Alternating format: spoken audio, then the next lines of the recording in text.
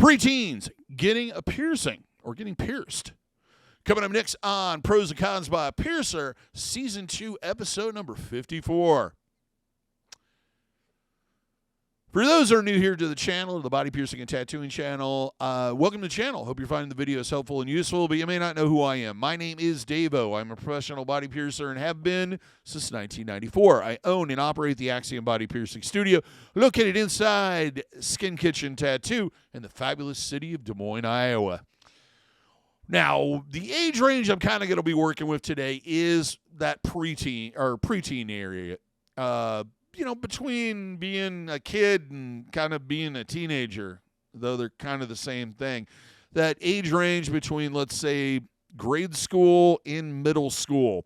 And we're going to talk about whether or not pros and cons, that's a good idea. Kind of as a guide for those that are of that age wanting to get a piercing, and also for parents to kind of get their head around it.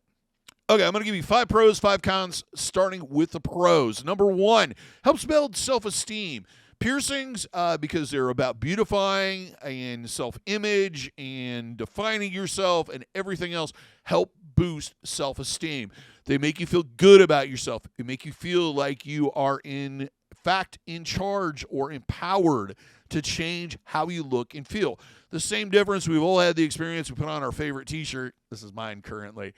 And you just feel better. Piercings have that same effect. They make you feel better about yourself. Number 2, learning how to make an educated decision.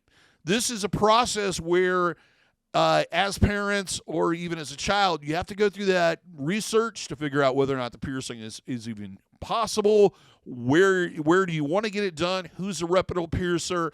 Whether or not you're going to be able to live with the outcome, if there's disadvantages to that particular piercing. It teaches children and adults often how to kind of think through this pro and con concept, but also be able to go in and get something done and make an educated decision about whether or not it's the right piercing for them, what's going to be the right jewelry for them, and who's the right piercer for them. So it's a teaching moment, to say the least. Number 3, self-expression. Kind of leads into that self-esteem issue, but it's a way, piercings can be a way to kind of define how you look and how you want to express yourself as a human. Now, in those that period of time between childhood and adulthood, we go through various different things, most of us, of kind of expressing how we feel and who we are. And this can be part of that. A piercing can be a big part of that discovery. Number 4, rite of passage. In modern culture, especially Western culture, piercing, tattooing, body modification has become part of what a lot of people consider being grown up, to kind of take control of your body and kind of show some independence and that you're more like an adult or a big kid, I guess. Piercings can be a big part of this, and it has been part of human civilization and human history since the beginning. So it does tend to be more of a rite of passage. I think it's grown more so in that way over the last probably 15 or 20 years. Number 5, learning responsibility. Healing out a piercing can teach somebody how to get that discipline and control and stick to a schedule of taking care of the piercing. It's not really overly complicated until you start getting into it and you realize there's a lot of don'ts and there's a few do's. And learning that and getting into that process in that schedule of doing it every week in that routine, it kind of teaches you how to be more of a responsible individual and take care of your body and take care of your health and, take care of other things maybe.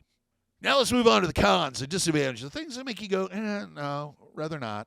Number 1, they may not be disciplined enough. I already brought this up, but the thing with younger children and even some adults, if you're not disciplined to not play with the piercing, to keep your environment clean, and do all the things you need to do to avoid the possibility of infection, then you haven't earned, in my opinion, the level of responsibility, or you haven't developed the level of responsibility to get a piercing and heal it out correctly.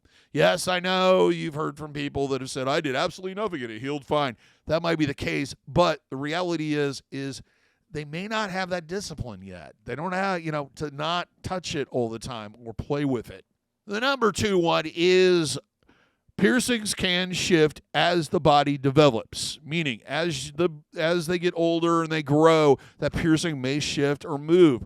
This varies from piercing to piercing. This varies from location to location, mainly because we grow in different parts in different areas differently. Now, there are those people out there that it just seems like you put a piercing there at birth and it would stay there forever. But most of us, it kind of moves or shifts a little bit when we get older and develop more. Number three, they can't control their anxiety or their fear of the unknown. Let's face it, piercings, most people fear them because they think they're going to hurt, and sometimes they do hurt a little bit. But as we grow older and we have more experience with things that cause pain or stressful situations, we learn to cope with those.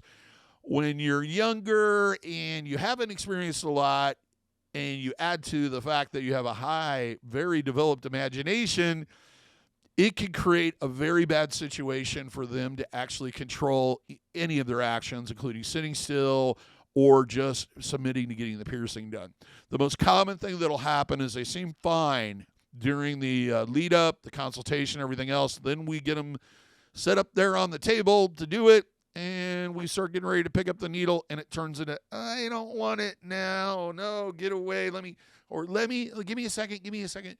And it turns into this very stressful situation for both the piercer, the parents, and the child. It's one of the reasons why it can get dangerous, because they can move or shift during that process, possibly cause a needle strike, which is not something that your child nor a piercer ever wants to go through, that fear or anxiety developed with that. As we get older, we learn better to control those impulses. One of the most common statements that I hear from people is, I feel like I'm in a doctor's office or at the dentist. And there's a reason for that. It's because we use similar setups, similar tools, similar machines. There's a lot of the similar smells with disinfectants and everything else. Now, if you have anxiety about those things, it's going to tend to add to it.